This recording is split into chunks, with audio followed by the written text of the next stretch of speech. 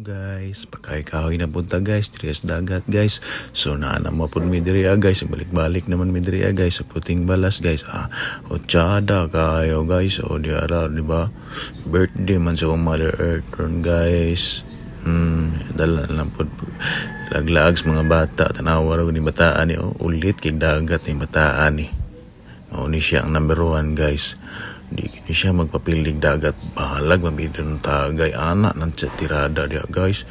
Anak man palangga, ya wag na niya guys. Hindi po ni magpalupay ka mong muse guys, kung auntie guys. Pero dili ni siya nag-birthday guys ha, mura siya ang nag-birthday guys. Tanawa guys, i-make upan siya ang apo guys. So, diba matas dalaga na bi. Okay, kuya wag ita na si kung auntie.